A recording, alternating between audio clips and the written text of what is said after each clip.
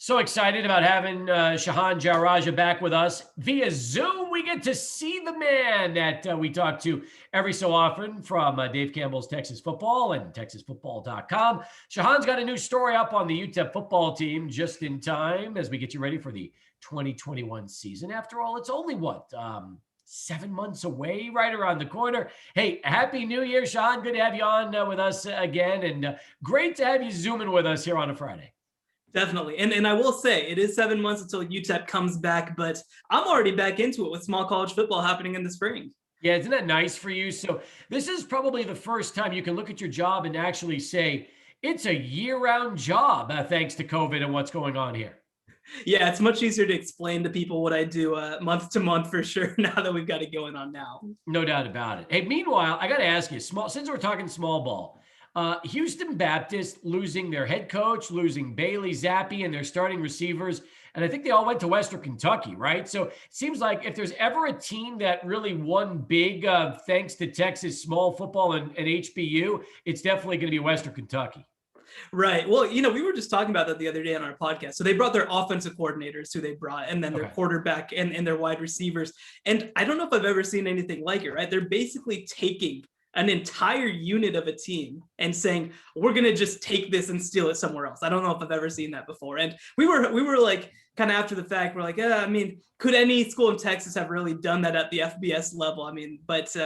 But man, it's a weird deal. It's going to be interesting to see whether it works out. Well, let me say this. I always thought Zappi could be a Power 5 starting quarterback as a grad player. I was a little surprised that he went to Western, although the familiarity of going with your OC and your receivers make a lot of sense. But I was expecting some team to just go ahead and grab this guy because he's got the ability to light up a stat sheet, and I thought he could do it easily at the Power 5, given the opportunity, especially with great tools at his disposal. Yeah, and I can tell you, one of the first schools to reach out to him was actually Tennessee. So he did get some of that interest from the Power 5 level as a grad transfer. I think for him, it was just the opportunity to kind of keep things going with his offensive coordinator. Obviously, the receivers joined him later. And I think that the thought was, look, I only have one shot at this, 1 year of this. Let's not completely blow up everything. Let's have an opportunity to do this against better competition. And hopefully, if he puts up great numbers again, he's going to have a shot at the NFL. I'm just happy that UTEP's not playing Western Kentucky during the regular season because I saw enough of Zappi in that HBU game when they played and he lit up the Miners defense. And I'm thinking, you know what, if you can do the same thing at Western Kentucky, I feel bad for the Eastern Division in Conference USA next season. Yeah, no question about it. I think that people do kind of forget because of how good he was this year, that it did really start last year, kind of that whole run against FBS teams. So it's going to be really fun to see what he can do week to week against FBS competition. And obviously, you know me, I'm optimistic. Now, before I talk about your UTEP piece, let's talk about what you can do at TexasFootball.com. You can buy the annual guide. You can also go for an annual subscription, either digital only or probably the best buy would be $29.95 a year. You get the annual and you also get the digital subscription. So all that premium content is yours for $30 a year and the guide. Yeah, I think it sells itself. Obviously, the other thing too that we can say is that when you are a subscriber, the magazine gets mailed right to your house and you actually get it before it gets to bookshelves. So if you want it first, if you want to get all your information about Texas college football first, that's the way to do it. When, generally speaking, if you buy the subscription, will the annual arrive at your home? Do you usually get it in July, or is that about the right time? So it's usually sort of maybe the third or fourth week of June. And wow. We go to print actually. Well, I'll tell you what, we actually had our first planning meeting for the magazine yesterday. So we're already into that season already. And so we go to press usually at the end of May. And so you'll kind of have it usually the middle to late part of June. And then it doesn't get onto bookshelves usually until July. So you're getting it a good 2 weeks before everybody else. I'm hoping that sometime in the next 3 years, Deion Hankins can make it into the cover of that guide. I really am. Even if it's on a portion of the guide, it'd be great to see a guy like this, assuming he, as a sophomore, junior, and senior, just keeps adding to those numbers, has that chance to star as the next great running back for UTEP. Well, I think that, one thing that I know we're going to be keeping an eye on is just the level of talent coming out of El Paso right now. Obviously, you've got Deion Hankins, and the Jones brothers obviously kind of brought it to the forefront. But I think that's definitely going to be something that we're going to be watching super closely the next couple of years. In terms of watching recruiting, and you're looking at what Tavares Jones is doing right now, have you ever seen anything like it from an El Paso in getting this kind of interest long before his senior season? Yeah, I definitely have not. It's been very cool to watch. Usually those kind of kids are the kids who really do fall under the radar. And I'll tell you what, it's good news that he kind of got in the door early at some of these places with, obviously all the shutdowns and stuff like that. It's good news that he kind of got his offers out of the way. But, I think that really speaks to, one, seeing a kid like Aaron Jones obviously become one of the best running backs in football. But I think it also speaks to the idea that, we're going so much deeper and wider to find these kids than we ever have in the past. I think that schools are communicating better. Obviously camps have helped with that stuff. And I think that, when you look at these kids who play so well at the El Paso level, I think that people are starting to finally take notice. Give me, in your opinion, the COVID effect on recruiting in college football. Did it help it, hurt it, or would you say it's about the same when it's all said and done? Yeah, I think that it definitely hurt it, and that's for a couple of reasons. So I do think that this 2021 class is probably less impacted by it than most classes, except for some of the kids who really broke out as seniors. But one of the things that I think has flown under the radar is with this extra year of eligibility and these transfer rules, there were way fewer spots for high school athletes than there have been in previous years. So you see a program like Texas State right now where they're not taking a single high school kid. They're taking 11 transfers, right? And that was something that we saw throughout the country. TCU took a small class. Baylor took a relatively small class. Really only the biggest schools kind of took their full 25, 26, 27-man classes, which obviously just is bad news for the high school kids. And I think in a couple of years, from the JUCO ranks, from the small college ranks, we're going to see a bunch of guys moving up potentially. And the thing is too now, when you go into this 2022 class, we're talking about a class that never really had an evaluation period. They kind of are just going into this blind. They don't have, verified track times at this point. Hopefully we'll get that when we get a couple months down. But, camps are really where a lot of these guys get found. Track is where these kids get found. Even coaches coming to practice is where this stuff happens. And I think it's been really tough that, especially for those 22 kids, that they haven't had an opportunity to shine as yet. Are you hearing that there will be summer camps this summer for the class of 2022 and beyond, or are most D1 schools holding off on those camps again this upcoming summer? I think it's probably too early to know at this point. We've been hearing some not super encouraging news about them potentially pushing back the dead period even further, which would obviously play a role in them losing evaluation time and potentially not having these camps. I'm hopeful personally, this is just me talking, this is not, source. I'm hopeful that we're going to get at least some of it because, again, losing 2 years of camps in a row, that would be a huge knock to recruiting that would, obviously have such a huge impact on a lot of kids. I think we're going to try to get it back. Hopefully it can get done safely by the time we're talking May, June, July. But again, we're all in this brave new world. I don't think anybody knows for sure at this point. More with Shehan Jeyarajah from Texas football as we continue here on Sports Talk. But first, let's send it back right now to Adrian Broadus and get this bottom of the hour Sports Center update. All right, Adrian, thank you very much. As we keep things moving, Shehan Jeyarajah is with us from TexasFootball.com and Dave Campbell's Texas Football. And he's got a story that's up right now on the UTEP football team. I'm pulling it up here, and it says, can UTEP take the step from competing to winning? Now, you looked at and reviewed this team, and you said, what went wrong, and obviously COVID killed them.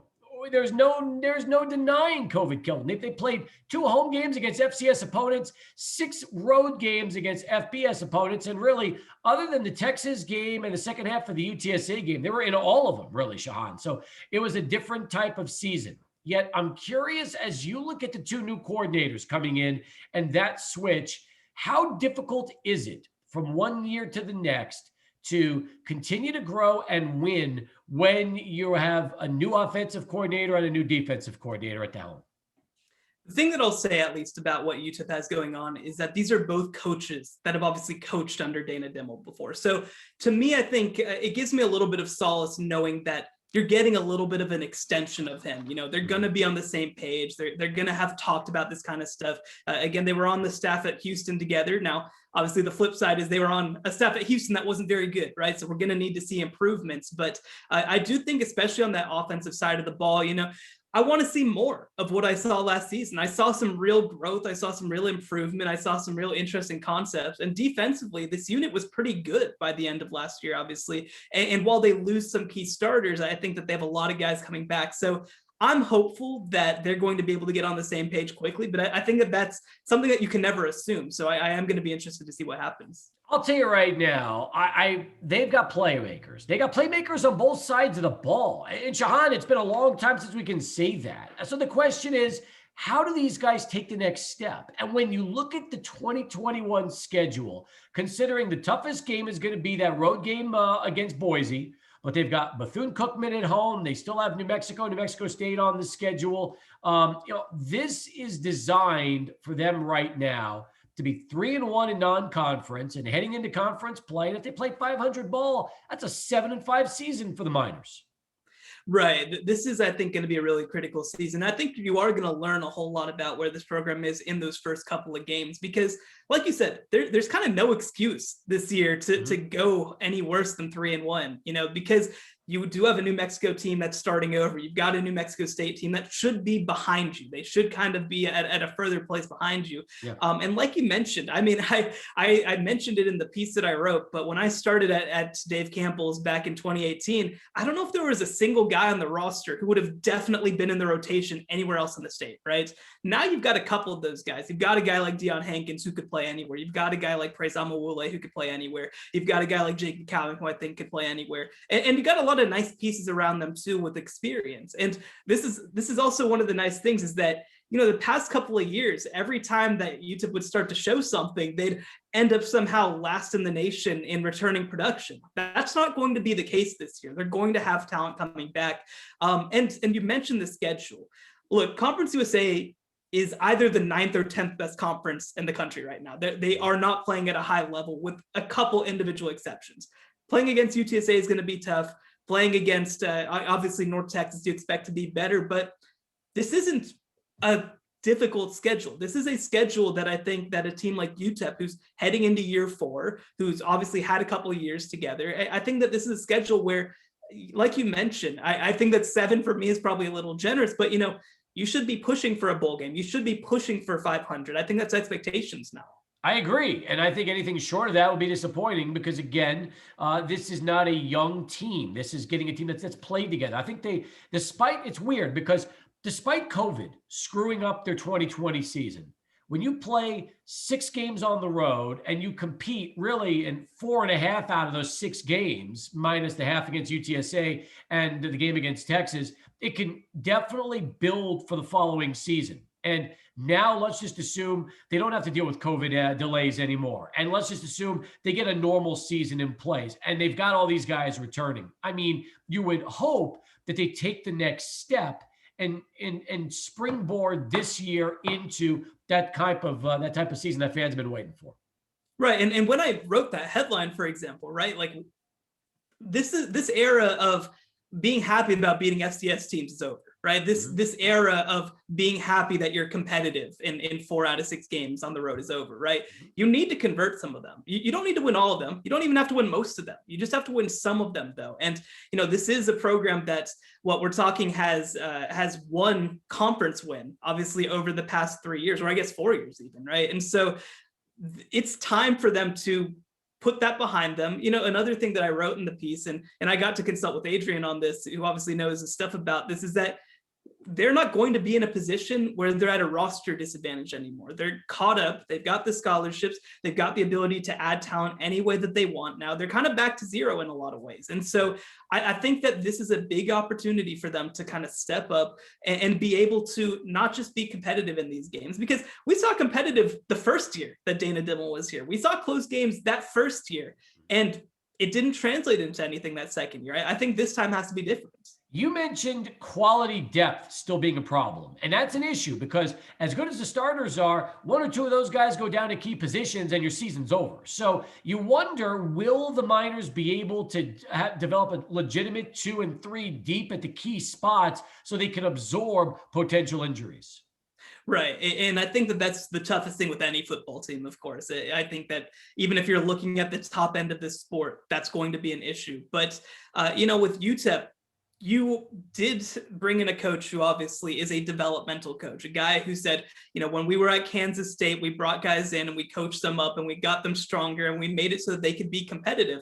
And now I think you need to prove that some of those guys who weren't highly rated guys, because from a recruiting perspective, UTEP doesn't have the guys, but we have seen obviously even guys like Jacob Cowing, who was nobody, when he came out of high school, we've seen them kind of come up. So it's got to be, like you mentioned, it can't just be hitting, one or two diamonds. It has to be, we hit, not all of them have to be diamonds, but we hit 30 guys who are legit players, guys who can contribute for us, guys who can step up and play at a high level for us. And we've seen it again on the top end. We got to see it on the mid end. Shehan Jeyarajah with us from TexasFootball.com. Give me your thoughts of Gavin Hardison and kind of where you see him as far as a quarterback in Conference USA and around college football. Yeah, I saw a lot of encouraging signs. That's the biggest thing, is that I wasn't sure how it was going to go. I wasn't sure if he was going to be able to kind of step up and kind of improve, but I saw improvement over the course of the season. I saw him make better decisions over the course of the season. And I think that he really built a rapport with his receivers in a way that I don't know if I expected. The other thing that I'll say about him is he's got great arm strength. We got to see that at times last year, obviously some of those connections with Jake Cowing especially, and it brings just such a different dimension to the offense, when he's able to hit like that. The biggest thing that you have to say now is that Gavin Hardison needs to be more consistent. We had kind of a running bit on our podcast, is Gavin Hardison good or not, right? We kept going back and forth because 1 minute we'd see this fantastic throw, this fantastic play. We'd see him hit this receiver in stride for a touchdown. And then the other side, we'd see him throw the ball to the ground, right?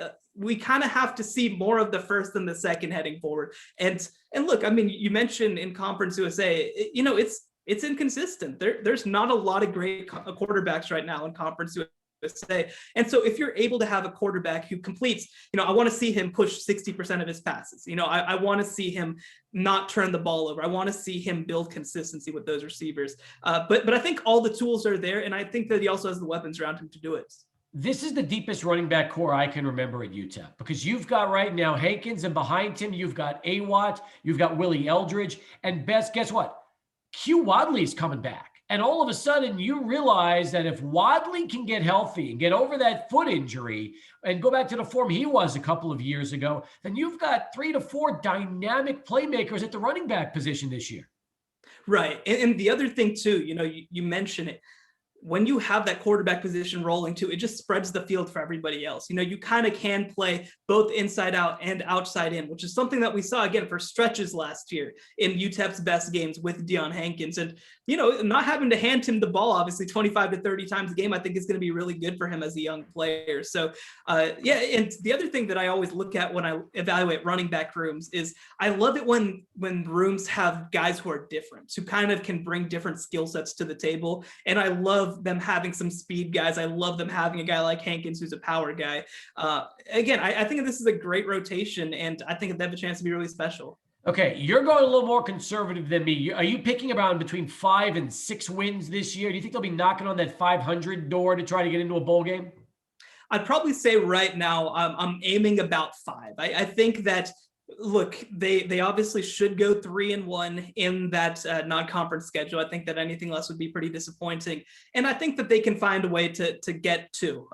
Look, past that, a lot of these games are going to be 50-50 games, right? That's just kind of the reality of being in Conference USA. Is you're going to lose to UTSA. You're going to lose if you play UAB, right? But I think that a lot of the others are very winnable games, and they're also very losable games. So if you're able to come through and win 2 of those games, in my opinion, I think that that's about where I expect, and I think that that's a very good start. Last question before we let you go. Is UTSA, in your opinion, right now one of the fastest rising group of 5 teams in the nation?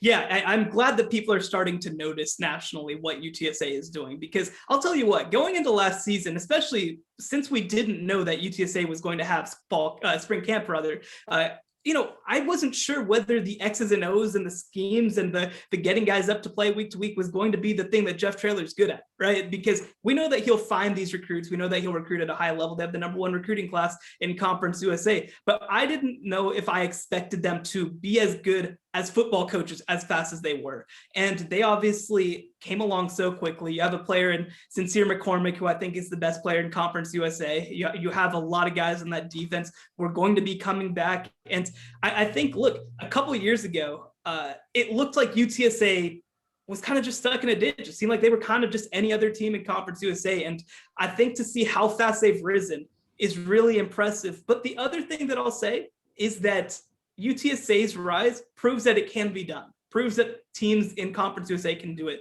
It's there for the taking. So I've been so impressed with what Jeff Traylor has done. I think that he was the coach of the year in this state last year. And I'll be curious to see, now that they bring back basically everybody, what they can do now. I think it's going to be great. Follow Shehan on Twitter at Shehan Jeyarajah on Twitter, and check out TexasFootball.com. Remember, you can get a digital-only subscription, but the best deal you're going to find, $29.95. It gives you the annual, it gives you the football recruiting edition as well, and the entire year on the digital platform. Great stuff, Shehan. Enjoy the conversation as always, and look forward to the next time we get to chat with you on the show. Thanks, Joe. Thanks so much for having me. You got it.